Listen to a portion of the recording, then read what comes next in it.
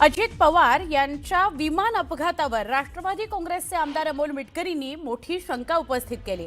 दादांच्या विमानाची कंपनी व्हीएसआरवर त्यांनी अनेक सवाल उपस्थित केले। व्हीएसआर कंपनीने डिसेंबरमध्ये 50 कोटींचा विमा उतरवला होता, त्यावर मिटकरींनी सवाल उपस्थित केले। दुसरीकडे त्यांनी थेट पायलटला संमोहित करून पाठवलं होतं का, असं म्हणत त्यांनी व्हीएसआर कंपनीवर प्रश्न उपस्थित केले। मिटकरींनी 2 दिवसाच्या अधिवेशन बोलवण्याची मागणी केलेली आहे। त्यांचे कंपनीत जितके पायलट आहेत त्या प्रत्येकाचा 50 कोटी रुपयाचा विमा डिसेंबर 2025 मध्ये उतरवला होता आणि जानेवारी महिन्याच्या 28 तारखेला अशी दुर्घटना घडली। म्हणजे तो जो पायलट होता त्याला हिप्नोटाइज केला गेला होता का, त्याची क्रियाशक्ती किंवा त्याची मानसिकता, जसं लिट्टेंनी राजीव गांधींची हत्या केली, सुसाइड बॉम्ब स्वतः तिथे बनला होता, अजमल कसाबनी 26/11चा हल्ला करताना त्याला हिप्नोटाइज करून पाठवण्यात आलं होतं, तसं या विमानाचा पायलट जो व्हीएसआर कंपनीच्या विमानाचा पायलट आहे याला असं 50 कोटीच्या विम्याचं आमिष की तुम्ही, कारण स्फोट झालेत विमानामध्ये, स्फोट एकामागून एक झाले, त्याच्यामुळे ह्या अँगलनी सुद्धा तपास झाला पाहिजे। मुख्यमंत्र्यांची भेट घेऊन व्हीएसआर कंपनीच्या पायलटच्या विम्याच्या संदर्भात सुद्धा तपासणी झाली पाहिजे का त्या छोट्या स्ट्रिपवर विमान उतरवताना त्याला मेडे कॉल दिल्यानंतर सुद्धा त्यांनी प्रतिसाद न देता तिथे विमान उतरवलं गेलं। त्यामुळे राज्याचे एक पुरोगामी नेतृत्व काळाच्या पडद्याआड गेलं, याचं पाप या व्हीएसआर कंपनीचं आहे। पुढची बातमी आपण बघूया।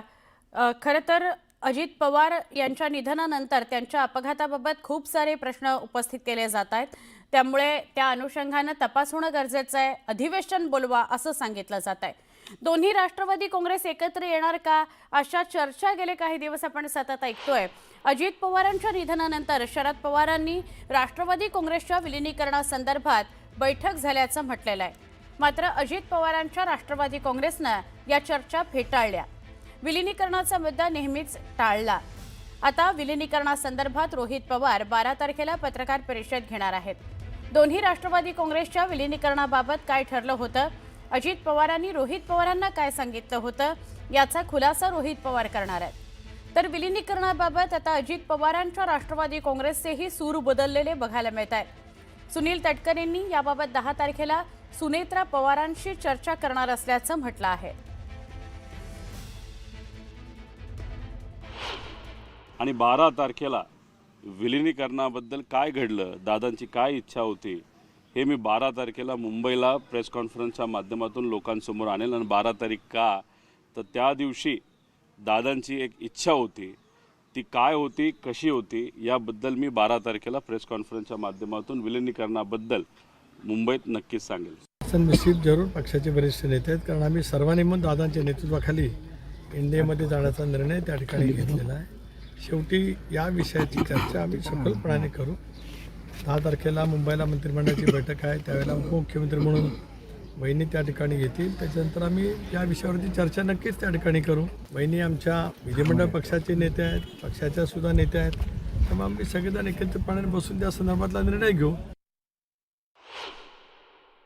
विलीनीकरण का होणार होतं, कशासाठी होणार होतं, दादांच्या मनामध्ये आणि आमच्या सगळ्यांच्या मनामध्ये का ती इच्छा होती, कशामुळे आम्ही सर्वजण प्रयत्न करत होतो, त्याला राजकीय अंग आहे का त्याला कुठेतरी भावनिक अंग आहे, हे सर्व मी 12 तारखेला त्या ठिकाणी सांगेल। आणि त्या दिवशीसुद्धा व्यक्तिगत मी म्हणून विलीनीकरणाबद्दल काय पुढं व्हावं होईल याबद्दल नक्कीच तिथं सांगेल।